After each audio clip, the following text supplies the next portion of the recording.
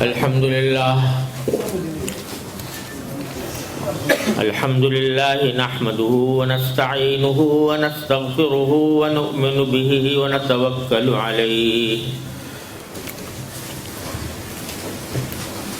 ونعوذ بالله من شرور أنفسنا ومن سيئات أعمالنا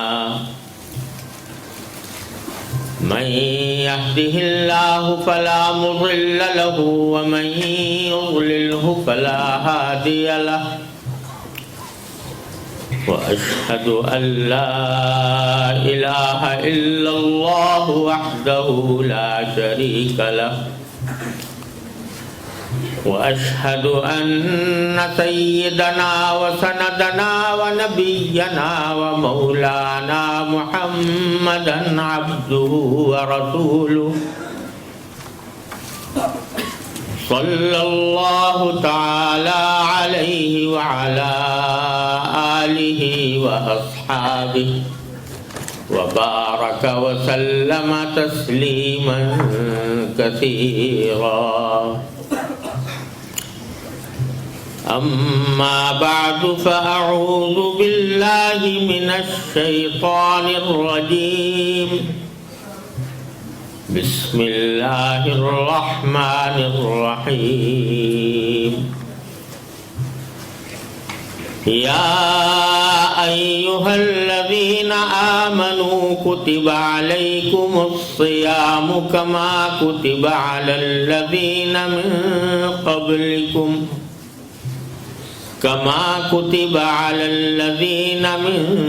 قبلكم لعلكم تتقون آمنت بالله صدق الله مولانا العظيم وصدق رسوله النبي الكريم ونحن على ذلك من الشاهدين والشاكرين والحمد لله رب العالمين.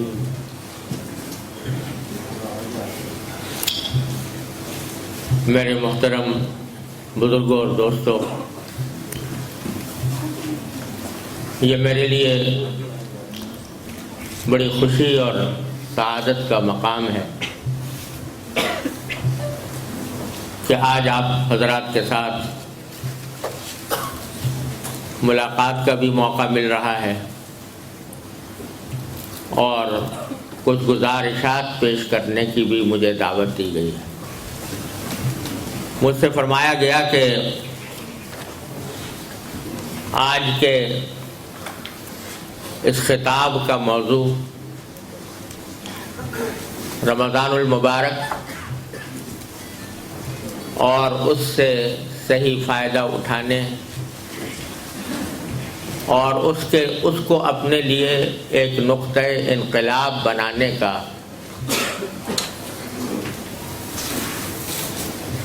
تصور ہے، جس کو آج کی اس نشست میں واضح کرنے کی مجھے دعوت دی گئی ہے۔ عام طور سے مجھے جب کبھی کہیں کوئی خطاب کرنے کا موقع ملتا ہے تو کسی فرمائشی موضوع یا فرمائشی عنوان پر خطاب کرتے ہوئے دل چلتا نہیں، یعنی اگر مجھے پابند کر دیا جائے کہ فلاں موضوع پر بات کرنی ہے تو اس کی طرف اتنا زیادہ طبیعت رواں نہیں ہوتی، لیکن عام طور سے جب کبھی کہیں کوئی بات کرنے کا موقع ملتا ہے تو میں اللہ جل جلالہ سے دعا کرتا ہوں کہ اللہ ایسی بات میرے دل میں بھی ڈال دیجئے اور زبان پر بھی جاری فرما دیجئے جو میرے حق میں بھی فائدہ مند ہو اور سننے والوں کو بھی اس سے فائدہ پہنچے۔ اسی دعا کے ساتھ میں آج کی گزارشات کا آغاز کرتا ہوں۔ اللہ تبارک و تعالی اپنے فضل و کرم سے وہی بات کہنے کی توفیق عطا فرمائے جو اس کی رضا کے مطابق ہو اور جس سے ہم سب کو فائدہ ملے۔ بات یہ ہے کہ ہم سب یہ دیکھتے ہیں کہ انسان اس دنیا میں آتا ہے، پیدا ہوتا ہے، بچہ ہوتا ہے، جوان ہو جاتا ہے، پھر رفتہ رفتہ بوڑھا ہو جاتا ہے اور پھر دنیا سے چلا جاتا ہے۔ اور بعض لوگ بڑھاپے تک بھی نہیں پہنچتے، جوانی ہی میں رخصت ہو جاتے، اور بعض بچپن میں دنیا سے چلے جاتے، لیکن جاتے سب ہیں۔ کوئی بھی انسان اس دنیا میں ہمیشہ رہنے کے لیے نہیں آتا، جو آتا ہے وہ جانے کے لیے آتا ہے اور کبھی نہ کبھی دنیا کو چھوڑ کر چلا جاتا ہے۔ یہ سلسلہ ہزاروں سال سے چلا آ رہا ہے اور اس میں کوئی استثناء نہیں۔ کوئی پیغمبر ہو، نبی ہو، ولی ہو، بادشاہ ہو، صاحب اقتدار ہو، کوئی بھی ہو، وہ ان میں سے ہر ایک کا انجام بالآخر یہ ہے کہ وہ دنیا سے جاتا ہے۔ قضا ہر ایک کی برحق ہے اس کے ہاتھوں سے، ولی بچے نہ پیمبر نہ حاتم و رستم۔ یہ ایک اللہ تبارک و تعالیٰ کا قانون ہے جو چلا آ رہا ہے اور ہم آنکھوں سے اس کو دیکھتے ہیں۔ اس سے یہ پتہ چلتا ہے کہ یہ دنیا ہمیشہ رہنے کی جگہ نہیں، اور یہ دنیا میں جو انسان آتا ہے وہ ایک سفر ہے۔ دنیا اس کی منزل نہیں، ایک سفر ہے۔ وہ سفر مکمل کر کے وہ پھر کسی اور جگہ چلا جاتا ہے۔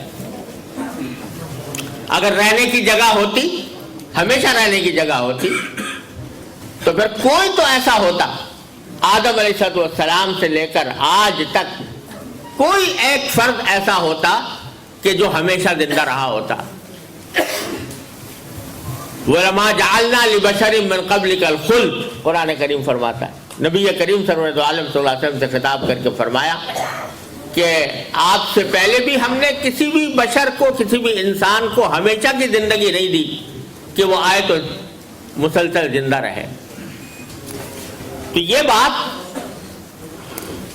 ہر انسان کو سوچنے کی ہے کہ میں جو یہاں آیا ہوں اور کبھی یہاں سے چلا جاؤں گا، تو میرے آنے کا مقصد کیا ہے، میں کیوں آیا ہوں۔ یہ ایک سفر ہے جس سے ہم سب گزر رہے ہیں، اور ہر سفر کی کوئی منزل ہوتی ہے، ہر سفر کا کوئی مقصد ہوتا ہے۔ اگر کوئی شخص سفر پر ویسے ہی چل پڑے بغیر کوئی مقصد ذہن میں رکھے ہوئے تو وہ احمق کہلائے گا، بیوقوف ہوگا۔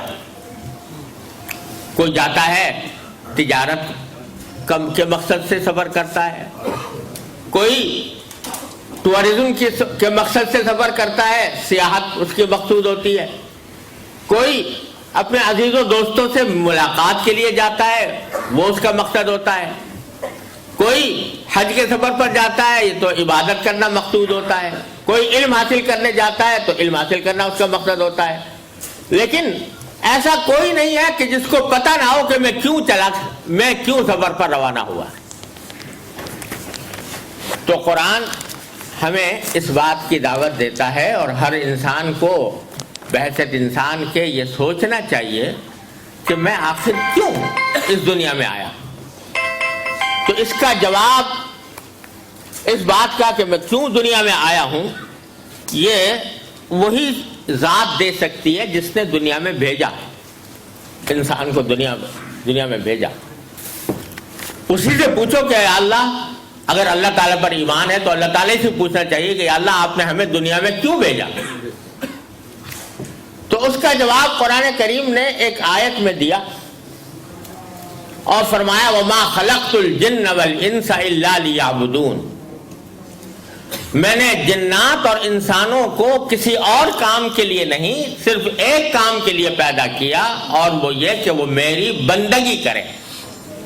وَمَا خَلَقْتُ الْجِنَّ وَالْإِنسَ إِلَّا لِيَعْبُدُونَ، میں نے نہیں پیدا کیا جنات کو اور انسانوں کو کسی اور کام کے لیے، الا مگر اس کام کے لیے کہ لیعبدون، تاکہ وہ میری بندگی کریں، میری عبادت کریں۔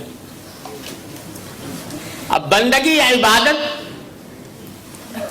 کس کو کہتے ہیں؟ عام طور سے جب اس کا انگریزی میں ترجمہ کیا جاتا ہے عبادت کا، تو ترجمہ یہ کیا جاتا ہے کہ عبادت کا کو انگریزی میں کہتے ہیں ورشپ۔ تو آیت کا ترجمہ بھی یہ کیا جاتا ہے کہ I have created the jinn and the humankind only to worship me، کہ مجھے عبادت کرنے کے لیے مجھے پیدا کیا گیا، یہ ترجمہ کیا جاتا ہے۔ لیکن حقیقت یہ ہے کہ ورشپ کے لفظ سے عبادت کا صحیح مفہوم ادا نہیں ہوتا، کیونکہ ورشپ انگریزی میں ایک خاص ریچولز کا نام ہے۔ وہ خاص ریچولز اگر انسان ادا کرے تو وہ ورشپ ہے، اور اس سے آگے کوئی اور مقصد اس کا نہیں، اور وہ صرف خاص طریقوں سے ادا ہوتی ہے۔ چرچ میں چلا جائے آدمی تو سروس، وہاں پر چرچ کے اندر سروس ہوگی، وہ ورشپ ہے۔ اتوار کے دن ہوگی یا کسی اور دن ہوگی۔ یہودی مذہب میں یہ ورشپ ہے، یہودی مذہب میں کوئی اور طریقہ ورشپ کا موجود ہے، اور ہندو مذہب میں بتوں کے آگے ہاتھ جوڑ کے کھڑے ہو جانا اور اس کو ڈنڈ آؤٹ کرنا، یہ مسجد ہے، وہ ورشپ ہے۔ لیکن قرآن جس کو عبادت کہتا ہے، اور جس چیز کا نام عبادت قرآن کریم نے رکھا ہے، جس کو انسان کی زندگی کا بنیادی مقصد قرار دیا ہے، وہ عبادت بڑا وسیع اور بڑا ہمگیر مفہوم رکھتی ہے۔ اس عبادت کے معنی یہ ہے کہ انسان اللہ کا بندہ بن جائے۔ اللہ کا بندہ یعنی اللہ کی بندگی کرنے والا، جس کے معنی یہ ہوتے ہیں کہ جیسے پہلے زمانے میں لوگ غلام ہوا کرتے تھے، سلیو جو غلام ہوا کرتے تھے، تو ان کا کام یہ ہوتا تھا کہ وہ اس کا جو ماسٹر ہے سلیو کا، وہ جو کوئی کام کرنے کو کہے گا وہ انجام دے گا، جس چیز کو کا حکم دے دے گا وہ کام کرے گا۔ دیکھیے، جو آدمی کسی دوسرے کی کوئی خدمت کرتا ہے یا سروس کرتا ہے، اس کی کئی قسمیں ہوتی ہیں۔ ایک نوکر ہوتا ہے یا امپلائی ہوتا ہے، وہ امپلائی کسی خاص کام کے لیے رکھا جاتا ہے کہ میں نے اس کو دکان پر اپنے ملازم امپلائی رکھا ہے، یہ میرے دکان کی دیکھ بھال کرے گا، یہ دفتر میں کوئی خاص کام انجام دے گا، یا کوئی خاص وقت اس کا مقرر ہوتا ہے، اس خاص وقت کے اندر 8 گھنٹے کی ڈیوٹی دے گا، یہ امپلائی ہے۔ لیکن اس کام سے ہٹ کر اگر اس کا جو امپلائر ہے وہ اگر کسی اور کام کے اوپر اس کو کا حکم دے تو وہ اس کا پابند نہیں۔ اگر کوئی فرض کرو دفتر میں ملازم ہے، اس کا باس یہ تو کہہ سکتا ہے کہ دفتر کا کام کرو، لیکن اگر اس سے وہ کہے کہ میرے گھر جا کر میرے گھر کی صفائی کرو، گھر کو صاف کرو، تو یہ اس کو حق نہیں پہنچتا۔ لیکن ایک اس سے بڑھ کر غلام ہوتا ہے جس کو سلیو کہتے ہیں، اس کا کام یہ ہے کہ ماسٹر جو کچھ کہے وہ کام کرے۔ ماسٹر اگر اس کو یہ کہے کہ حکومت کرو، وہ حکومت کرے گا۔ اگر ماسٹر اس کو یہ کہے کہ تم بیت الخلا صاف کرو، وہ بیت الخلا صاف کرنے پر مجبور ہوگا۔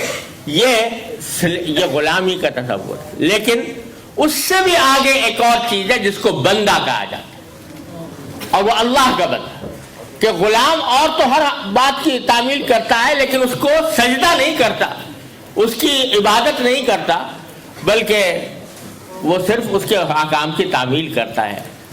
اور بندہ وہ ہے جو اس سے بھی آگے کہ اللہ تبارک و تعالیٰ کا جو حکم بھی آ جائے، اس حکم کے اوپر وہ سر تسلیم خم کر دے، سر جھکا دے، اپنے آپ کو سرنڈر کر دے، اور جس طرح اللہ تبارک و تعالیٰ کا حکم ہے اسی کے مطابق زندگی گزارے، اس کا نام ہے بندگی، اس کا نام ہے عبادت۔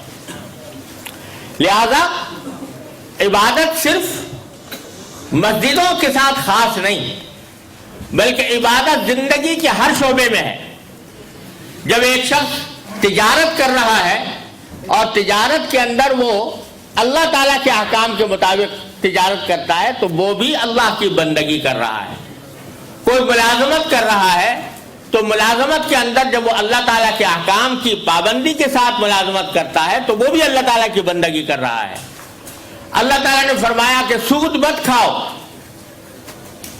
سود کو چھوڑ دو، تو اب جو شخص کے اللہ تعالیٰ کے حکم کو مانتے ہوئے سود کو چھوڑ رہا ہے وہ بھی بندگی کر رہا ہے، وہ بھی عبادت کر رہا ہے۔ اگرچہ اس کو آپ انگریزی میں ورشپ نہیں کہہ سکتے، لیکن وہ اللہ تبارک و تعالیٰ کی بندگی ہے کہ اللہ تعالیٰ کے حکم کی تعمیل ہے، اس کی اطاعت ہے۔ یہ ہے بندگی اور عبادت جس کے لیے انسان کو پیدا کیا۔ اور بندگی میں ایک خاص اہم بات یہ ہے کہ جب اللہ تبارک و تعالیٰ کا کوئی حکم آ جائے تو بندے کو یہ حق نہیں پہنچتا کہ اللہ میاں سے یہ پوچھے کہ اللہ یہ حکم آپ نے مجھے کیوں دیا، اس کی کیا وجہ ہے، اس کی کیا حکمت ہے۔ یہ بات پوچھنے کا حق نہیں رکھتا کوئی شخص۔ بے شک اللہ تعالیٰ کے ہر حکم میں حکمت ہے، فائدہ ہے، اور اس کا اللہ تعالیٰ کا ہر حکم کسی نہ کسی فائدے پر، مصلحت پر مبنی ہے۔ لیکن کسی شخص کا یہ کہنا کہ مجھے پہلے حکمت بتاؤ اور مصلحت بتاؤ، اگر یہ مصلحت میری سمجھ میں آئے گی تو میں حکم پر عمل کروں گا، نہیں سمجھ میں آئے گی تو نہیں کروں گا، تو یہ بندگی نہیں ہے۔ اور میں تو یہ اس لیے میں کہہ رہا ہوں کہ آج کل عام طور پر جب شریعت کا کوئی حکم لوگوں کو بتایا جاتا ہے تو آج کل یہ سوال بکثرت ہوتا ہے، لوگ پوچھتے ہیں کہ اس حکم کے پیچھے لاجک کیا ہے، اس کے پیچھے لاجک بتاؤ کیا ہے۔ اور اس کا مطلب یہ ہوتا ہے کہ اگر ہماری سمجھ میں اس کی لاجک نہیں آئے گی تو ہم اس کو نہیں مانیں گے۔ یہ پہلے پوچھتے ہیں کہ لاجک بتاؤ۔ اگر آج کی دنیا میں کہا جاتا ہے بھائی سود حرام ہے مثال کے طور پر، تو اکثر و بیشتر لوگ پوچھتے ہیں بھائی سود کی یہ لاجک کیا ہے، یہ حرام ہونے کی لاجک کیا ہے، اس کے پیچھے کیا، اس کا آبجیکٹو کیا ہے، اس کے پیچھے کیا مقصد ہے کہ کیوں حرام کیا گیا۔ جواب یہ بھی دیا جا سکتا ہے کہ بہت سارے فوائد ہیں، اور آج کی دنیا نے تو ثابت کر دیا کہ سود نے جتنی تباہ کاری مچائی ہے اتنی کسی اور چیز نے نہیں مچائی معاشی میدان کے اندر۔ لیکن یہ ایک مسلمان کا یا کسی بھی عقل مند کا کام نہیں۔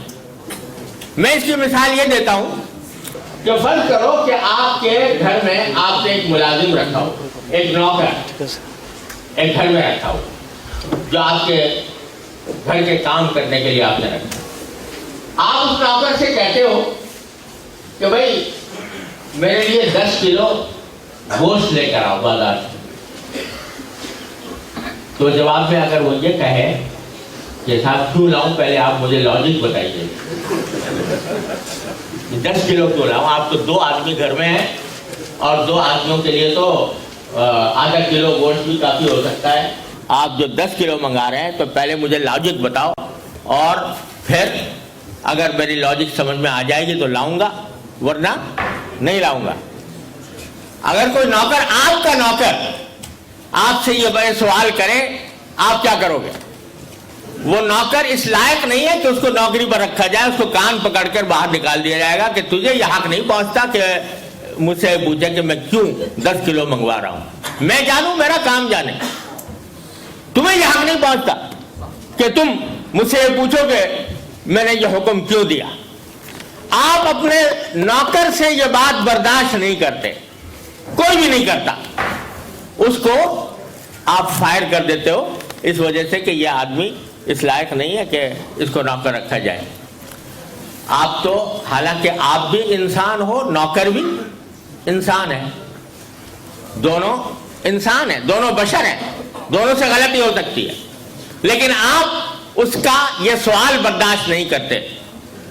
لیکن اللہ تبارک و تعالیٰ اگر آپ سے یہ کہیں کہ فلاں کام کرو یا فلاں کام نہ کرو، تو آپ اگر جواب میں یہ کہو کہ جی پہلے لمحہ مجھے بتائیے لاجک کیا ہے اس کے پیچھے، اور اس کے پیچھے کیا مصلحت اور کیا حکمت ہے، جب تک کہ میں یہ نہیں سمجھوں گا اس وقت تک میں عمل نہیں کروں گا، تو بتاؤ یہ بندگی ہوئی یا سرکشی ہوئی؟ یہ سرکشی ہے کہ آدمی انسان یہ کہے کہ میں تو پہلے لاجک سمجھوں گا پھر بعد میں. آج یہ دنیا کے اندر بکثرت یہ سوال، جہاں جاؤ قرآن کے احکام کے بارے میں، نبی کریم صلی اللہ علیہ وسلم کے احکام کے بارے میں یہ لاجک، تو اور صرف لاجک ہی نہیں، لوگ اپنا بھی خیال ظاہر فرماتے ہیں. وہ جب کوئی شریعت کا معاملہ آتا ہے تو کہتے ہیں کہ میرا تو خیال یہ ہے، آئی تھنک، میں تو یہ سوچتا ہوں، میرا خیال تو یہ ہے کہ یوں ہونا چاہیے. یہ اللہ تبارک و تعالیٰ کے احکام اور نبی کریم صلی اللہ علیہ وسلم کے احکام کے ساتھ سرکشی ہے. آپ اپنے نوکر کے ساتھ جو کام برداشت نہیں کرتے، وہ اللہ تبارک و تعالیٰ، اللہ کے رسول صلی اللہ علیہ وسلم کے ساتھ وہ کام کرنا چاہتے ہو. جو اللہ کا حکم آ جائے تو وہاں ایک مسلمان کا کام یہ ہے کہ بس یہ اللہ کا حکم ہے، میری سمجھ میں آئے یا نہ آئے، ہر حال میں اس کے اوپر عمل کرنے کا پابند ہوں. دیکھو حضرت ابراہیم علیہ السلام کو حکم ملا، حضرت ابراہیم علیہ السلام کو حکم ملا کہ تم اپنے بیٹے کو ذبح کر دو. اپنے بیٹے کو یعنی حضرت اسماعیل علیہ السلام کو ذبح کرنے کا حکم ملا. یہ حکم ایسا تھا کہ اگر کوئی دوسرا ہوتا تو باقی پوچھ سکتا تھا کہ یا اللہ کیوں، کیا لاجک ہے اس کے پیچھے. بظاہر تو یہ حکم ایسا تھا کہ کسی بھی عقل کی ترازو پر پورا نہیں اترتا. اپنا بیٹا اس کو قتل کرنا بلا وجہ، اس کا کوئی جرم نہیں، اس نے کوئی اوفنس نہیں کیا، اس نے کوئی کرائم کمٹ نہیں کیا، اور کہا جا رہا ہے کہ اس انوسنٹ بچے کو قتل کر دو. یہ عقل کے بظاہر بالکل خلاف. اور جس کو قتل کرنے کا حکم ہو رہا ہے وہ نابالغ بچہ، وہ نابالغ بچہ ہے، مائنر ہے، وہ ابھی تک وہ بالغ بھی نہیں ہوا. اور چھوٹے بچوں کو قتل کرنا شریعت میں بھی اتنا حرام قرار دیا گیا کہ جو جنگ ہو رہی ہو نا کافروں کے ساتھ، کھلی جنگ ہو، جہاد، اس میں بھی نبی کریم صلی اللہ علیہ وسلم کا اسٹینڈنگ آرڈر تھا کہ کسی بھی بچے کو قتل نہ کرو. لا تقتلوا ولیدا ولا امرأة ولا شیخا فانیا. ہر لشکر جو جاتا تھا سرکار دو عالم صلی اللہ علیہ وسلم کی طرف سے وہ ہدایت لے کر جاتا تھا، کسی عورت کو قتل نہ کرنا، کسی بچے کو قتل نہیں کرنا، کسی بوڑھے کو قتل نہیں کرنا. یہ سرکار دو عالم صلی اللہ علیہ وسلم کا اسٹینڈنگ آرڈر تھا. یہ ہر اس لشکر کے لیے جو جہاد کے لیے جایا کرتا تھا. یہ تو اب نئی تہذیب والی بات ہے. نئی تہذیب کے جو نمائندے ہیں انہوں نے یہ طریقہ نکالا ہے کہ عورتیں ہوں یا بچے ہوں، اپنے مقصد کی خاطر جس کو چاہو قتل کر دو، جس کو چاہو بامبنگ کر دو، جس کے اوپر چاہو بمبارڈمنٹ کر دو، اور جس طرح چاہو قتل کر دو. لیکن سرکار دو عالم صلی اللہ علیہ وسلم کا حکم یہ تھا کہ کسی بچے کو قتل نہیں کرنا. تو حکم حضرت ابراہیم کو آ رہا ہے کہ نابالغ بچہ بھی اپنا بیٹا. لیکن پلٹ کر ابراہیم علیہ السلام نے یہ نہیں پوچھا کہ یا اللہ میاں کیوں، کیا لاجک ہے اس کے پیچھے، اور اپنے بیٹے سے پوچھا کہ بیٹا مجھے یہ حکم آیا ہے اللہ تعالیٰ کی طرف سے خواب میں کہ میں تم کو ذبح کر رہا ہوں، فانظر ماذا ترى. ان کا امتحان لیا کہ ذرا تم دیکھ کے بتاؤ تمہاری کیا رائے ہے، تمہارا کیا خیال. تو بیٹا بھی ابراہیم خلیل اللہ علیہ السلام کا بیٹا تھا، اور وہ بیٹا تھا جس کے صلب سے نبی آخر الزمان صلی اللہ علیہ وسلم تشریف لانے والے تھے. بیٹے نے بھی جواب میں یہ نہیں کہا کہ ابا جان کیوں، میں کیوں قتل ہو جاؤں، میں نے کیا جرم مجھ سے سرزد ہوا ہے۔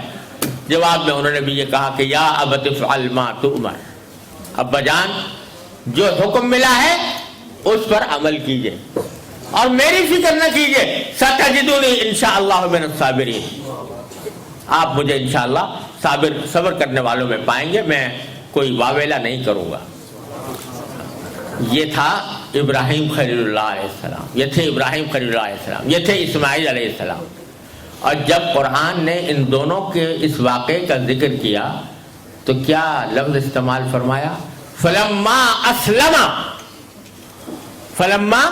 اسلم وتلہ للجبین، جب باپ اور بیٹے دونوں نے اپنے آپ کو سرنڈر کر دیا، اپنے آپ کو سرنڈر کر دیا، سر جھکا دیا کہ آپ جو کچھ کہیں برحق ہے، تو وَتَلَّهُ لِلْجَبِينِ، اور ان کو پیشانی کے بل لٹا دیا۔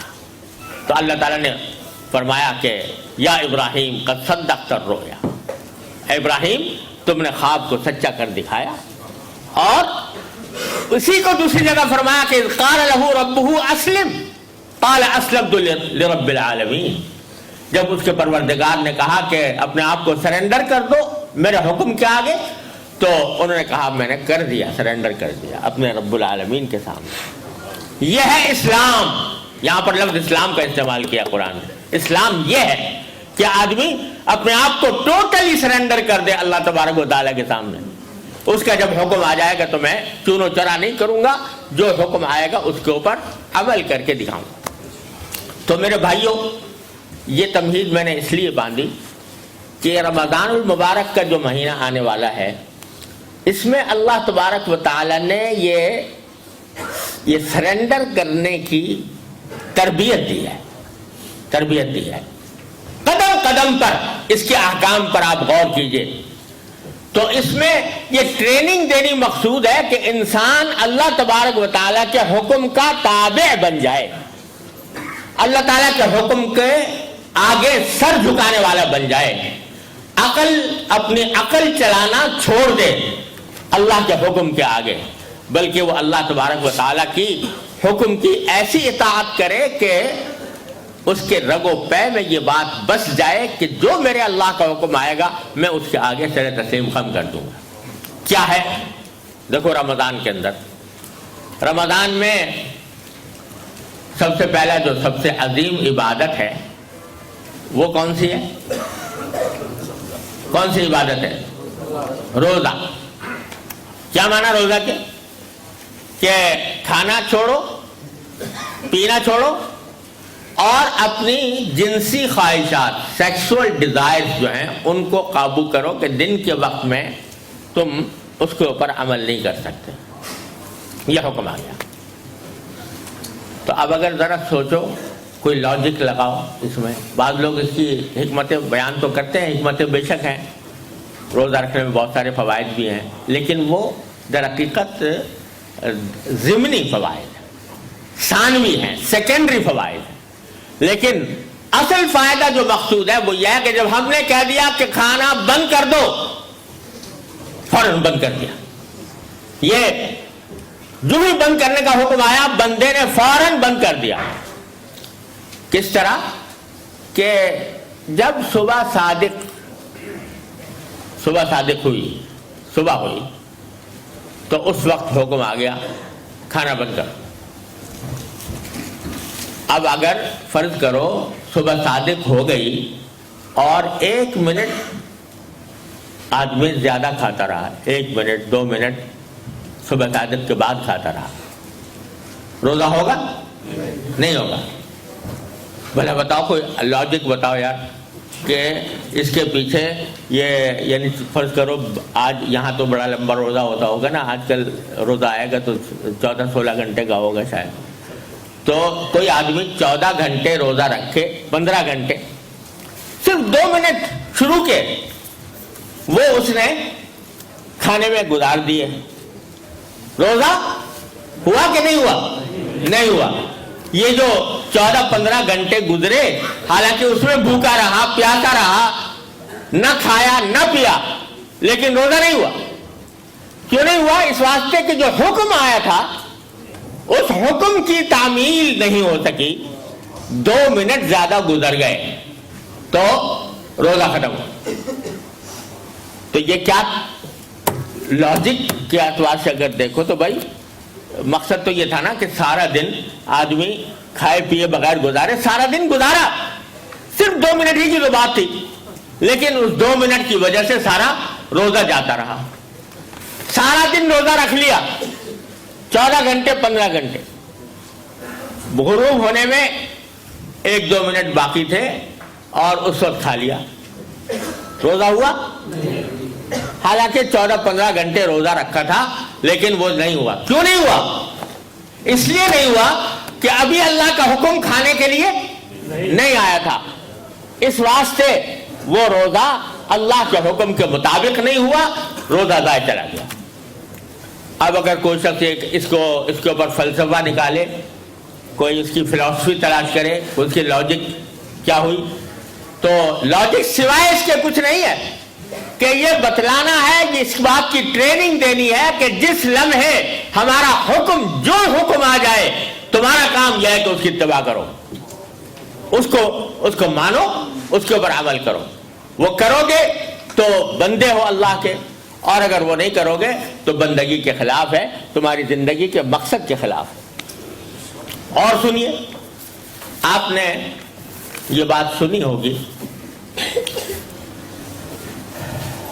اور ہر روزے دار تقریباً جانتا ہے یہ بات کہ جب افطار کا وقت ہو جائے, روزے کے افطار کا وقت ہو جائے, اس کے بعد حکم یہ ہے, سنت یہ ہے کہ جلد از جلد افطار کرو, دیر نہ کرو افطار کرنے میں, جلدی سے جلدی کرو. اسی لیے حدیث میں اس کی تاکید فرمائی گئی ہے کہ جب افطار کا وقت آئے تو جلدی افطار کرو, دیر نہ کرو. چاہے پانی ہی پی لو, ایک کھجوری کھا لو, لیکن افطار جلدی کرو. اب یہ عجیب بات ہے کہ ایک طرف تو کہا جا رہا تھا کبھی کھاؤ نہیں پیو نہیں, لیکن جب افطار کا وقت آیا تو کہ جلدی کھاؤ جلدی پیو. یہ اگر کھانا اور پینا, کھانے سے روکنا مقصود تھا, بھوکا پیاسا رکھنا مقصود تھا, تو بھائی تھوڑا سا اور اگر بھوکا پیاسا رہ جائے تو کیا خرابی, اور بھی اچھی بات معلوم ہوتی ہے بظاہر کہ اللہ کے لیے کچھ اور دیر. لیکن کیوں بتلانا یہ مقصود ہے کہ نہ تمہیں کھانا رکھنے میں کوئی اجر ہے, نہ تمہارا کھانا کوئی مقصود ہے, نہ بھوکا رہنا مقصود ہے. اصل مقصود یہ ہے کہ ہمارے حکم کو مانو. ہمارا حکم جب تک تھا کہ کھانا مت کھاؤ, جب ہمارا حکم آ گیا کہ کھاؤ, تو اب کھانا تمہارے لیے ضروری ہو گیا, اب جلد از جلد کھاؤ. اور اسی لیے صوم الوصال حدیث میں آتا ہے کہ نبی کریم سرور عالم صلی اللہ علیہ وسلم کی خصوصیت تھی کہ آپ مسلسل روزے رکھتے تھے, یعنی ایک روزہ بھی ختم نہیں ہوا دوسرا روزہ شروع ہو گیا, رات کو بھی روزہ, اگلے دن بھی روزہ. لیکن صحابہ کرام کو منع کر دیا, تمہارے لیے جائز نہیں, تم مت رکھو. کیوں؟ تمہارے لیے حکم یہ ہے کہ جب افطار ہو جائے تو افطار ہوتے ہی تم اللہ کے حکم کے مطابق کھانا شروع کر دو. تو نہ کھانے میں کچھ رکھا ہے, نہ بھوکا رہنے میں کچھ رکھا ہے, جو کچھ ہے ہمارے حکم کی تعمیل میں ہے, ہمارا حکم ماننے میں ہے. یہ مسئلہ بھی آپ نے سنا ہوگا,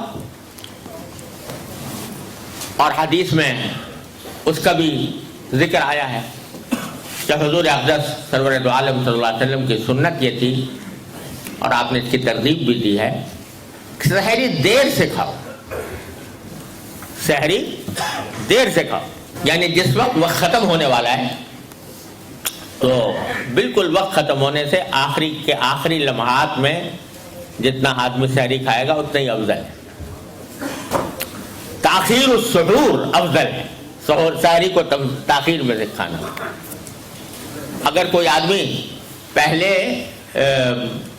سحری کھا لے, رات کو آدھی رات کو کھا کے سو جائے, تو ناجائز تو نہیں ہے, لیکن سنت کے خلاف. سنت یہ ہے, مستحب یہ ہے, سحری کا جو وقت ہے اس سے بہت پہلے کھا کے اگر کوئی سو جائے تو روزہ تو ہو جائے گا, لیکن سنت کے خلاف ہوگا، مستحب کے خلاف ہوگا۔ کیوں؟ اس لیے کہ ہمارا حکم ابھی کھانا چھوڑنے کا حکم ابھی نہیں آیا۔ اس وقت چھوڑو کھانا، اس وقت چھوڑو جب ہمارا حکم آ جائے گا کہ چھوڑ دو، اس سے پہلے مت چھوڑو۔ اس لیے سحری میں تاخیر، سحری کے اندر تاخیر اللہ کا حکم دیا گیا۔ تو یہ ٹریننگ اس بات کی دی جا رہی ہے کہ بندہ اگر اللہ کا بندہ بننے کے لیے، اللہ تبارک و تعالیٰ کی بندگی کرنے کے لیے تمہیں اس بات کا مظاہرہ کیا جا رہا ہے کہ جو کچھ ہے وہ اللہ تبارک و تعالیٰ کے حکم کی تعمیل میں ہے۔ جب وہ کہیں کہ کھاؤ تو کھاؤ، جب وہ کہیں کہ رک جاؤ تو رک جاؤ۔ اپنی طرف سے، اپنی عقل سے کوئی کام نہیں کرنا، اللہ تبارک و تعالیٰ کے حکم کی تعمیل میں کرنا ہے۔ یہ ہے فلسفہ جس کے تحت اللہ تبارک و تعالیٰ نے رمضان کے اندر اس کی ٹریننگ ہمیں آپ کو دی ہے۔ دوسری بات یہ ہے کہ یہ بات کہ انسان اللہ تبارک و تعالیٰ کے حکم کا پابند بن جائے اور وہ اپنی عقل اور اپنی خواہشات سب کو اللہ تبارک و تعالیٰ کے حکم کے آگے قربان کر دے، یہ جذبہ پیدا ہوتا ہے در حقیقت انسان کی روح کے اندر۔ جب اللہ تبارک و تعالیٰ کی اطاعت سما جاتی ہے تو اس سے یہ جذبہ پیدا ہوتا ہے۔ لیکن ہوتا یہ ہے کہ اگرچہ اللہ تبارک و تعالیٰ نے ہمیں آپ کو اپنی عبادت کے لیے پیدا کیا تھا، لیکن ہماری ضروریات کو مد نظر رکھتے ہوئے اللہ تبارک و تعالیٰ نے ہمیں بہت سے دوسرے کاموں کی بھی اجازت عطا فرما دی کہ تم تجارت بھی کر سکتے ہو، ملازمت بھی کر سکتے ہو، روزی بھی کما سکتے ہو، بہن بھائیوں سے، اپنے عزیز و اقارب سے مل جل بھی سکتے ہو، دوستوں احباب سے بھی مل سکتے ہو، تفریح بھی کر سکتے ہو جائز حدود میں رہتے ہوئے۔ لیکن سال کے 11 مہینے ہمارے اس طرح گزرتے ہیں کہ اس میں ہم ان دوسرے کاموں میں اتنے زیادہ مشغول اور منہمک ہو جاتے ہیں کہ وہی مادی مفادات ہمارے اوپر غالب آ جاتا ہے۔ زیادہ تر ہماری سوچ اس کے گرد گھومتی ہے کہ زیادہ پیسے کہاں سے حاصل کر لوں، زیادہ آرام کہاں سے مل جائے، زیادہ لذت کہاں سے حاصل ہو جائے۔ اس فکر میں ہماری ساری توانائیاں خرچ ہو رہی ہوتی ہیں۔ تو نتیجہ یہ کہ ہم اپنے جسم کو تو بڑھا رہے ہیں اور جسم کی لذتوں اور جسم کی راحتوں کی طرف تو متوجہ ہیں، لیکن اللہ تعالیٰ کی عبادت کے لیے جو روح کو تقویت دینے کی بات تھی وہ ہم سے پیچھے رہ جاتی۔ تو رمضان کا مہینہ اللہ تبارک و تعالیٰ نے اس لیے بھیجا ہے ہمارے آپ کے لیے کہ بھئی سال کے 11 مہینے تم نے اپنے جسم کو تقویت بخشی، اپنے جسم کو پالنے پوسنے میں لگے رہے۔ اب ایک مہینہ ایسا نکال لو جس میں تمہاری روح کی تربیت ہو، جس میں تمہاری روح پروان چڑھے، جس میں تمہارا تعلق اللہ تبارک و تعالیٰ کے ساتھ مضبوط ہو۔ یہ مہینہ اس لیے اللہ تبارک و تعالیٰ نے رکھا ہے کہ اس میں آدمی اللہ تبارک و تعالیٰ کے ساتھ اپنے تعلق کو جو سال کے 11 مہینے کی مصروفیات کی وجہ سے دب گیا تھا اس کو ابھارے، اور اس کو ابھار کر اللہ تبارک و تعالیٰ کے ساتھ اس کا رشتہ مضبوط کرے۔ یہ ایک مہینہ اللہ تبارک و تعالیٰ نے اس لیے لایا۔ اس میں کیا ہوتا ہے کہ اس میں جب کوئی بندہ روزہ رکھتا ہے تو روزہ رکھنے میں آدمی، ہر مسلمان، کوئی مسلمان اس سے مستثنا نہیں ہے کہ جب روزہ رکھ لیا تو کسی بھی قیمت پر توڑنے کو آمادہ نہیں ہوتا۔ اگر فرض کرو شدید پیاس لگی ہوئی ہے، شدید پیاس لگی ہوئی، گرمی کا موسم ہے، فریج میں پانی ٹھنڈا رکھا ہوا ہے، کمرے میں کوئی اور دوسرا آدمی دیکھنے والا موجود نہیں، اور مسلمان نے روزہ رکھا ہوا، پیاس لگی ہے، پانی موجود ہے، ٹھنڈا پانی ہے، تنہائی ہے، کوئی دیکھنے والا نہیں، لیکن کوئی مسلمان اس حالت میں اپنی پیاس کی وجہ سے پانی پینے پر آمادہ نہیں ہوگا۔ بلکہ اگر میں یہ کہوں تو شاید مبالغہ نہیں ہوگا کہ کوئی دوسرا آدمی اگر اس سے کہے کہ بھئی تمہیں میں 1,00,000 پاؤنڈ دوں گا اور تم اپنا یہ پانی پی لو، کوئی مسلمان مانے گا؟ نہیں مانے گا۔ کیوں نہیں مانے گا؟ اس واسطے کہ اس کے دل میں یہ بات ہے کہ میں نے روزہ رکھا ہوا ہے، اللہ تعالیٰ کے حکم کی بنیاد پر رکھا ہوا ہے، لہذا میرا کتنا ہی دل چاہ رہا ہو اور کتنی ہی مجھے خواہش ہو رہی ہو، کتنے مجھے لالچ دیے جا رہے ہوں، میں روزہ توڑوں گا نہیں۔ یہ کیا چیز ہے؟ کیا چیز ہے جو اسے روزہ توڑنے سے روک رہی ہے؟ یہ اس کی روح کے اندر جو اللہ تبارک و تعالیٰ کے ساتھ تعلق ہے وہ ہے جو اس کو روزہ توڑنے سے روک رہا ہے۔ اسی کا نام تقویٰ ہے، اسی کا نام تقویٰ ہے۔ اسی لیے قرآن کریم میں فرمایا کہ یا ایھا الذین آمنوا کتب علیکم الصیام کما کتب علی الذین من قبلکم لعلکم تتقون، کہ ایمان والو تمہارے پر روزے فرض کیے گئے ہیں، کیوں؟ تاکہ تمہارے اندر تقویٰ پیدا ہو۔ مطلب یہ کہ یہ تقویٰ جو رمضان کے اندر تمہارے دل میں آ گیا ہے کہ روزہ نہیں توڑوں گا چاہے کچھ ہو جائے، اللہ تبارک و تعالیٰ کے حکم کی خلاف ورزی نہیں کروں گا، چاہے کتنا نقصان ہو جائے، چاہے مجھے کتنا لالچ دیا جائے، لیکن میں اللہ تبارک و تعالیٰ کے حکم کی خلاف ورزی نہیں کروں گا۔ یہ جو تمہارے دل میں جذبہ پیدا ہوا ہے یہی تقویٰ ہے۔ تو اسی کو آگے بڑھانے کے لیے، اس کی ٹریننگ دینے کے لیے اللہ تبارک و تعالیٰ نے یہ رمضان کا مہینہ بھیجا ہے، تاکہ تمہیں اس بات کی ٹریننگ حاصل ہو کہ اللہ کے حکم کے آگے اپنی خواہشات کو قربان کرنا پڑے گا تو قربان کروں گا، اپنے مفادات کو قربان کرنا پڑے گا تو کروں گا۔ جس طرح روزے میں کرتے ہو تو اللہ تبارک و تعالیٰ اپنے رحمت سے یہی جذبہ ہمیں زندگی کے دوسرے کاموں میں بھی عطا فرما دے۔ اسی کا نام تقویٰ ہے۔ یعنی جس طرح شدید پیاس کے باوجود میں روزے میں پانی نہیں پیتا اور شدید پیاس کے بھوک کے باوجود کھانا نہیں کھاتا، تو جب باہر نکلوں گا تو چاہے جتنی خواہش ہو رہی ہو، کتنا ہی دل مچل رہا ہو کہ میں اپنی آنکھ سے کوئی گناہ کی چیز دیکھوں، کسی نامحرم پر لذت کی غرض سے نگاہ ڈالوں، اور اس کے لیے دل مچل رہا ہے، دل میں خواہشات پیدا ہو رہی ہیں، جذبات پیدا ہو رہے ہیں، لیکن جس طرح تم وہاں پیاس کے باوجود پانی نہیں پی رہے تھے، اسی طرح یہاں پر اپنی آنکھ کو اس غلط کام سے بچا لو۔ یہ نام ہے، یہ ہے تقویٰ۔ تو اس تقویٰ کی تربیت دینی مقصود ہے کہ جب یہ رمضان کے اندر بار بار یہ واقعہ پیش آئے گا کہ خواہشات کو قربان کرو گے اللہ کے لیے، تو اس سے دل میں تقویٰ پیدا ہوگا اور وہ تقویٰ پھر اگلی زندگی کے اندر بھی کام آئے گا۔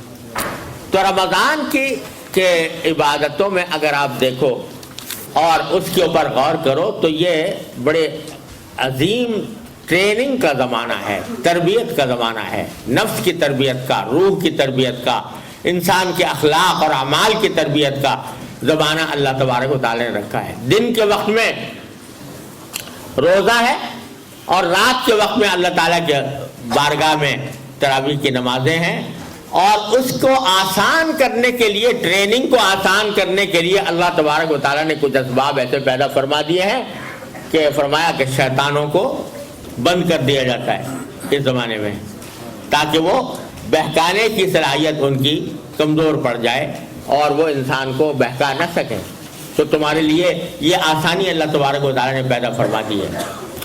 اور آج کل ایک رسم چل پڑی ہے استقبال رمضان کی، اس کے لیے محفلیں منعقد ہوتی ہیں، جلسے ہوتے ہیں، تقریبات ہوتی ہیں۔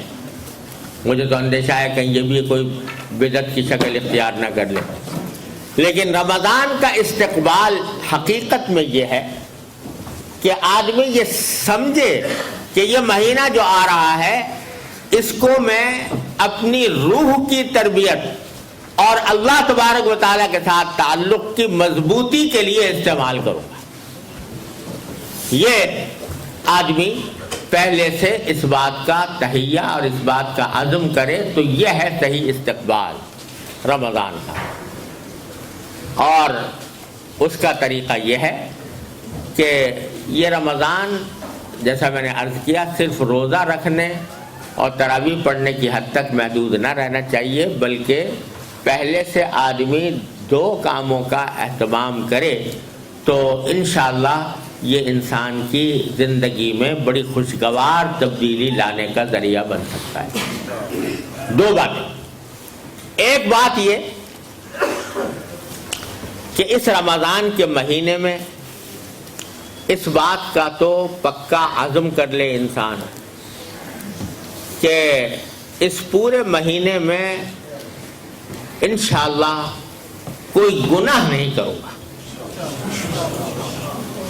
ورنہ آپ سوچئے کہ رمضان کے مہینے میں آدمی نے اللہ تعالیٰ کے حکم کی خاطر کھانا چھوڑ دیا، پانی چھوڑ دیا۔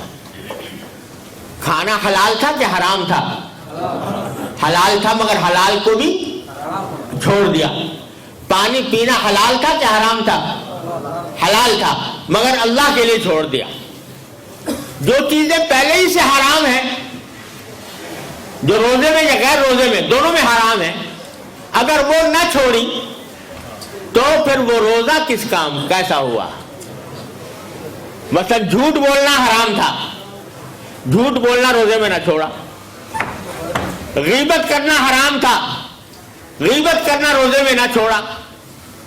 کسی کے اوپر نامحرم پر لذت لینے کی نگاہ غرض سے نگاہ ڈالنا حرام تھا، وہ نہ چھوڑا۔ کسی کو لڑائی کرنا، جھگڑا کرنا، دوسرے کو تکلیف پہنچانا عام حالات میں بھی حرام تھا، وہ نہ چھوڑا۔ تو بھائی جو حلال چیزیں تھیں وہ تو چھوڑ دی رمضان میں، لیکن جو پہلے ہی سے حرام تھی وہ نہ چھوڑی، تو یہ کیسا روزہ ہوا؟ اس سے تقویٰ کیسے حاصل ہوگا؟ تو تقویٰ اس وقت حاصل ہوگا جبکہ حلال چیزیں تو چھوڑی ہیں، حرام چیزیں بھی چھوڑو۔ اس بات کا عزم کرو کہ کم از کم اس رمضان کے مہینے میں آنکھ غلط جگہ نہیں جائے گی، زبان کوئی غلط بات نہیں بولے گی، کان کوئی غلط بات نہیں سنیں گے، اور منہ میں کوئی حرام لقمہ نہیں جائے گا۔ یہ کیا بات ہوئی کہ سارا دن تو روزہ رکھا اور افطار کیا حرام غذا سے، ایسے آمدنی سے جو حرام تھی اس سے افطار کیا، دھوکہ دے کر فرض کرو کمائی حاصل کی، وہ حرام۔ سود کھا کر کمائی حاصل کی، وہ حرام۔ قمار کے ذریعے حاصل کی یا اور کسی غیر شرعی طریقے پر حاصل کی، وہ حرام۔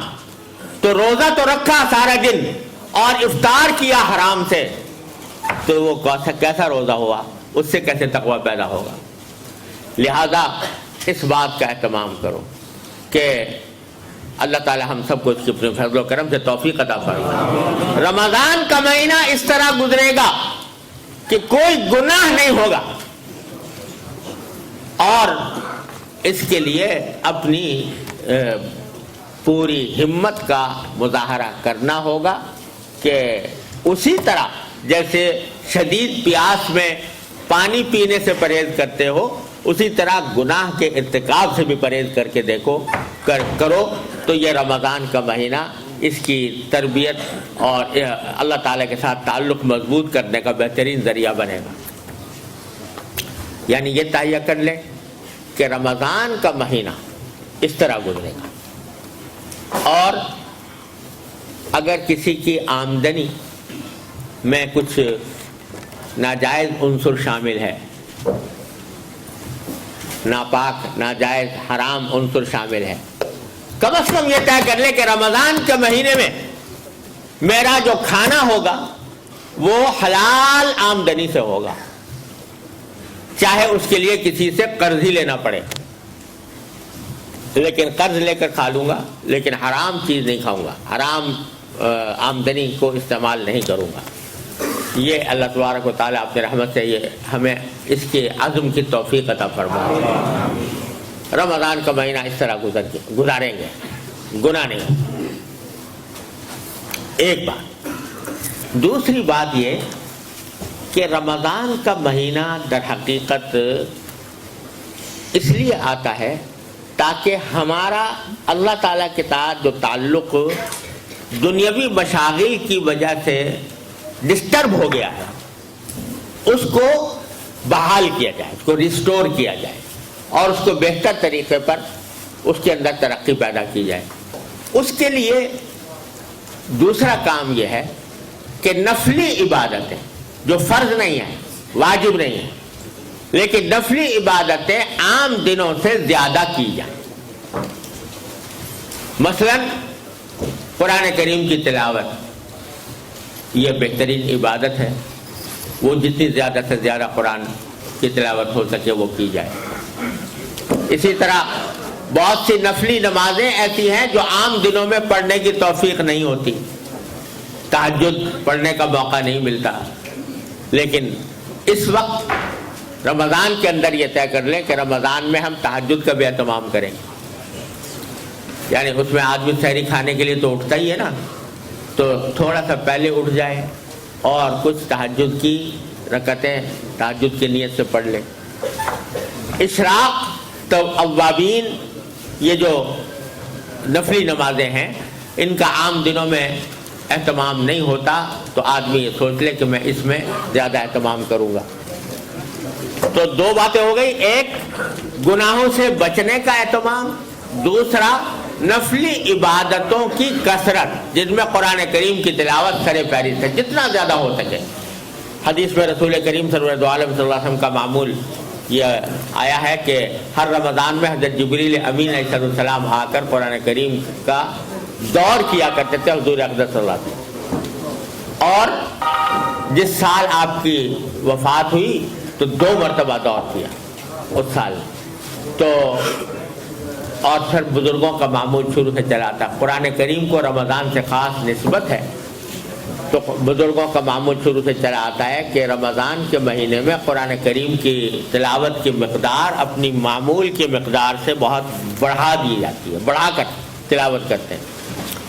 تو یہ نفل عبادتوں کا اہتمام، گناہوں سے بچنا اور نفل عبادتوں کا اہتمام، یہ 2 باتیں، لیکن یہ اس وقت ہوں گی کہ رمضان کے آنے سے پہلے ابھی سے انسان رمضان کے لیے کچھ پلاننگ کرے، یعنی ایسی پلاننگ کرے کہ جس میں اس کو اس بات کا کے لیے اہتمام کرے کہ مجھے رمضان میں ان کاموں کے لیے زیادہ وقت ملے، اپنی دوسری مصروفیات کو جتنا کم کر سکے بغیر کسی کا حق مارے ہوئے، اگر جتنا کم کر سکتا ہے اس کو کم کرے اور نفلی عبادتوں کے اوقات کو بڑھائے اور گناہوں سے بچنے کا اہتمام کرے۔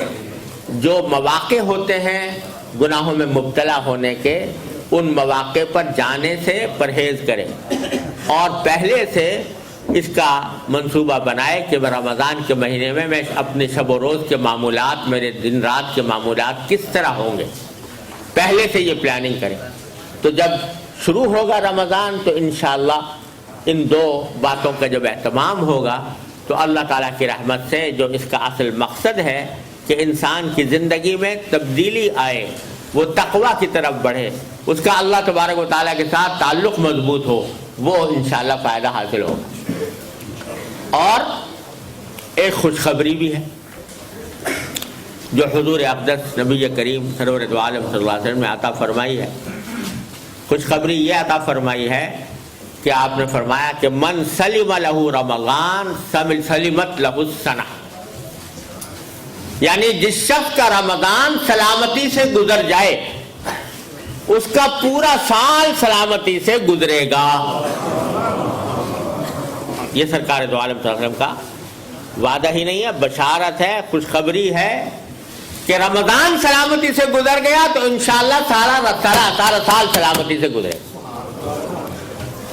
تو اگر ہم نے اس کا اہتمام کر لیا کہ یہ رمضان جو آ رہا ہے اس میں ہم ان باتوں کا اہتمام کرتے ہوئے اور اس کو سلامتی کے ساتھ گزار دیں، گناہوں سے بچ کر گزار دیں، اللہ تعالیٰ کے ساتھ تعلق کو مضبوط کر کے گزار دیں، تو اللہ تعالیٰ کی رحمت سے امید ہے، سرکار دو عالم صلی اللہ علیہ وسلم کی خوشخبری ہے کہ انشاءاللہ آئندہ سال بھی اسی سلامتی کے ساتھ گزرے گا۔ اللہ تعالیٰ اس کی توفیق عطا فرمائے۔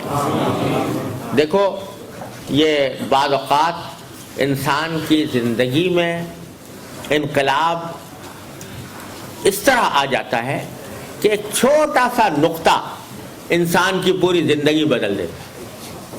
یہ اللہ تعالیٰ کی طرف سے اس کا کرم ہوتا ہے۔ اللہ یجتبی الیہ من یشاء ویہدی الیہ من ینیب، اللہ تعالیٰ نے وعدہ فرمایا، اللہ تعالیٰ اپنی طرف کھینچ لیتے ہیں جس کو چاہتے ہیں، اور جو اللہ تعالیٰ کی طرف رجوع کرتا ہے اس کو اپنی طرف ہدایت عطا فرماتے ہیں۔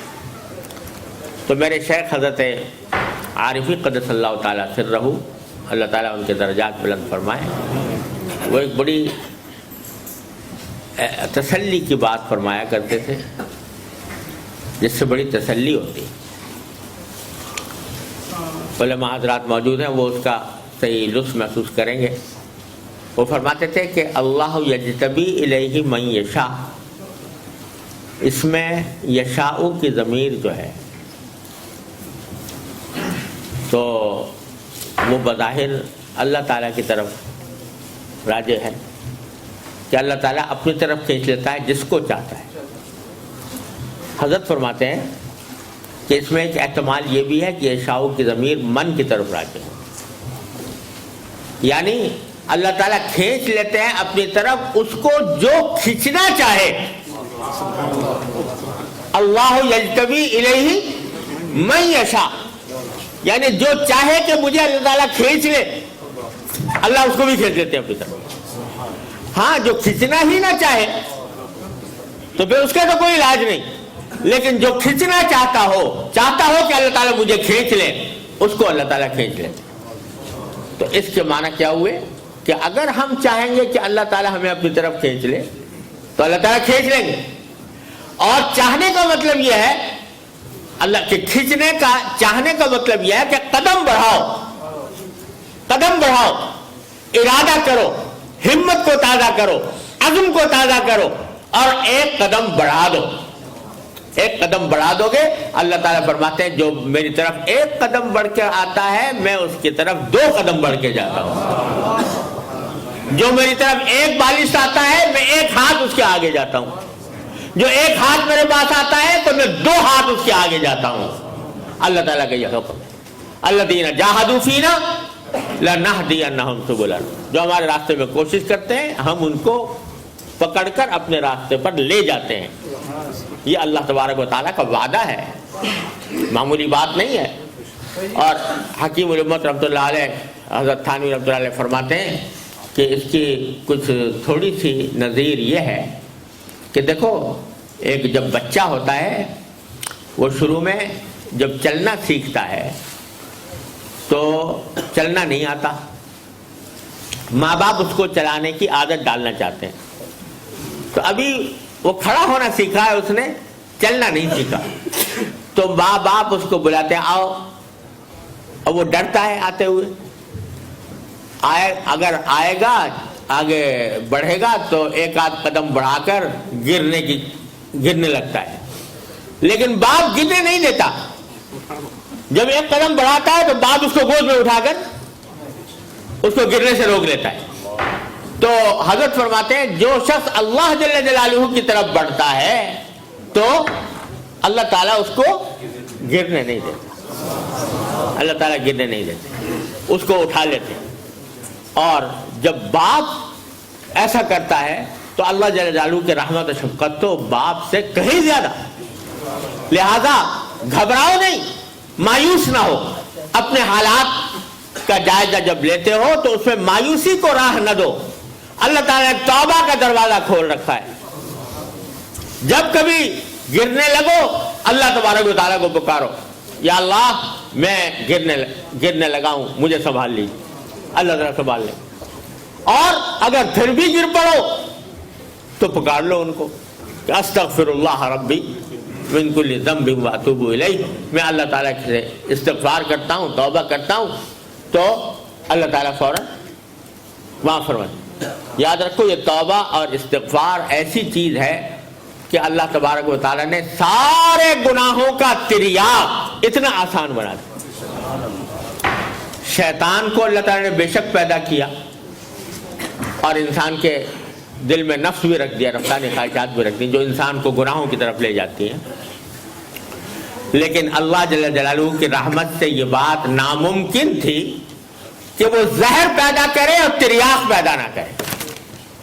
تو اللہ تعالیٰ نے جہاں گناہ کا زہر پیدا کیا، شیطان اور نفس پیدا کیا، وہاں اس کا تریاق اتنا آسان اتنا آسان اتنا آسان کر دیا کہ اگر کبھی تمہیں شیطان ڈس لے، یہ نفسانی خواہشات کی وجہ سے گناہ میں مبتلا ہو جاؤ، مایوس نہ ہو، بلکہ میری طرف رجوع کر کے کہہ دو استغفر اللہ ربی من کل ذنب واتوب الیہ. جب کہہ دو گے تو سب دھل جائے گا، سب دھل جائے گا. اور حضرت حکیم الامت رحمۃ اللہ علیہ فرماتے ہیں کہ توبہ اور استغفار کے ذریعے گناہ کے معاف ہونے کا مطلب یہ ہے کہ وہ گناہ انسان کے نامہ اعمال ہی سے مٹا دیا جاتا ہے، نامہ اعمال ہی میں نہیں رہتا. یعنی ایک صورت تو یہ تھی نا کہ لکھ دیا جاتا کہ بھئی یہ گناہ کیا تھا مگر چلو ہم نے معاف کر دیا. وہ فرماتے ہیں لکھا بھی نہیں جائے گا. قیامت میں بھی جب نامہ اعمال سامنے آئے گا اس میں اللہ تعالیٰ نہیں اس کو ظاہر نہیں فرمائیں گے. ایک تو حساب کتاب کے طریقے ہوتے ہیں نا، اکاؤنٹس میں ایک ڈیبٹ ہوتا ہے کریڈٹ ہوتا ہے، تو وہ دونوں ساتھ ساتھ چلتے رہتے ہیں، ڈیبٹ بھی آ رہا ہے کریڈٹ بھی آ رہا ہے، اور آخر میں جا کے ٹوٹل ہو جاتا ہے. تو اللہ تعالیٰ کے یہاں یہ ڈیبٹ کریڈٹ نہیں ہے. اللہ تعالیٰ کے یہاں جب کبھی گناہ معاف ہوا تو بس وہ بیلنس شیٹ سے غائب ہو گیا، اس کے اندر باقی نہیں رہا، تاکہ قیامت میں دیکھ کر انسان کو شرمندگی بھی نہ ہو، قیامت میں شرمندگی بھی نہ ہو. اللہ تعالیٰ ایسے تواب الرحیم ہے، لہذا گھبراؤ نہیں. قل یا عبادی الذین اسرفوا علی انفسہم لا تقنطوا من رحمت اللہ ان اللہ یغفر الذنوب جمیعا. کتنے کھلے کھلے لفظ میں اللہ تعالیٰ نے فرمایا، اے وہ لوگو، میرے وہ بندو جنہوں نے اپنی جانوں پر ظلم کیا ہے، اللہ کی رحمت سے مایوس نہ ہو. یقین رکھو کہ اللہ تعالیٰ سارے گناہوں کو معاف کر دے گا. یہ الفاظ ہیں جو قرآن نے کہے. والذین اذا فعلوا فاحشۃ او ظلموا انفسهم ذکروا اللہ فاستغفروا لذنوبہم ومن یغفر الذنوب الا اللہ ولم یصروا علی ما فعلوا وهم یعلمون. کیا الفاظ استعمال فرمائے ہیں کہ وہ لوگ ہیں کہ جن سے کبھی کوئی بے حیائی کا کام ہو گیا، فعلوا فاحشۃ او ظلموا انفسهم، اپنی جانوں پر ظلم کر بیٹھے، ذکر اللہ، تو اس وقت ان کو اللہ یاد آ گیا کہ اللہ مجھ سے غلطی ہو گئی، فاستغفروا لذنوبہم، تو اپنے گناہوں کی انہوں نے مغفرت مانگ لی. اور بیچ میں اللہ فرمایا من یغفر الذنوب الا اللہ، اللہ کے سوا کون ہے جو گناہوں کو معاف کرے. ولم یصروا علی ما فعلوا، اور اصرار نہیں کرتے اس پر جو کر گزرے ہیں، اس پر اصرار نہیں کرتے، یعنی سینہ زوری نہیں کرتے. جیسے اللہ بچائے بعض اوقات آدمی کہنا چاہتا ہے یہ کیا ہے، یہ ہم سے ہو گیا لیکن یہ تو کوئی بری بات نہیں ہے، اس کو برا ہی نہ مانے آدمی. لم یصروا علی ما فعلوا وهم یعلمون. تو پھر اللہ تعالیٰ کے یہاں معافی کا دروازہ چوپٹ کھلا ہوا ہے، چوپٹ کھلا ہے. اس واسطے مایوسی کی بات نہیں، اللہ تبارک و تعالیٰ کی طرف رجوع کرنے کی بات ہے. جب آدمی قدم بڑھائے گا، توبہ کرے گا، استغفار کرے گا، قدم بڑھائے گا، تین کام: نادم ہو اپنے گناہوں پر، اللہ سے مغفرت مانگے، آئندہ نہ کرنے کا اپنی طرف سے عزم کرے، اور پھر قدم بڑھا دے اللہ تعالیٰ کی طرف. تو پھر فرمایا کہ یجتبی الیہ من یشاء، جو چاہتا ہے کہ مجھے کھینچ لیا جائے اللہ تعالیٰ اس کو کھینچ لیتے. تو بھائی یہ ساری خوشخبریاں ہمارے لیے موجود ہیں، اور ان خوشخبریوں کو عمل میں لانے کا بہترین وقت آنے والا ہے، رمضان کا مہینہ۔ اللہ تبارک و تعالیٰ اپنے فضل و کرم سے، اپنے رحمت سے ہمیں اس سے صحیح فائدہ اٹھانے کی توفیق عطا فرمائے۔ ایک گزارش آخر میں یہ کروں گا کہ اسی رمضان کے مہینے میں جو ہمارے عام مسلمان بھائی ہیں وہ کچھ دینی کتابوں کے مطالعے کا بھی اہتمام کریں، جیسے وہ کتابیں جن میں فضائل مذکور ہیں، رمضان مبارک کے حضرت شیخ الحدیث صاحب کی کتابیں فضائل کے اوپر وہ ہیں، یا ایسی کتابیں جس میں نبی کریم سرور دو عالم صلی اللہ علیہ وسلم کی احادیث کی تشریح ہے، قرآن کریم کی تفسیریں چھپی ہوئی ہیں، ان کے مطالعے کا اہتمام کریں۔ اپنے گھر والوں کو بھی جمع کر کے قرآن کریم کی تفسیر اور اس کا مطلب سمجھانے کی کوشش کریں، اور صحابہ کرام کے حالات، حیات الصحابہ، حضرت حکیم شیخ الحدیث صاحب، حضرت مولانا محمد یوسف کاندھلوی رحمۃ اللہ علیہ کی حیات الصحابہ، تو صحابہ کرام کے حالات جو ہیں وہ ایسی چیز ہیں کہ جو انسان کی زندگیوں میں انقلاب لانے والا ہے۔ ان کے باتوں میں نور ہے، ان کے واقعات میں نور ہے، ان کے ناموں میں نور ہے۔ اس کو پڑھیں اور اپنے گھر والوں کو سنائیں، تو مجھے اللہ تعالیٰ کی رحمت سے امید ہے، کچھ بعید نہیں ہے کہ یہ آنے والا رمضان ہم سب کے لیے اپنی زندگیوں میں ایک خوشگوار انقلاب لانے کا ذریعہ بن جائے۔ ایک بات آخری شب برات سے متعلق یہ ہے کہ 15 شعبان قبرستان جانے کا معاملہ،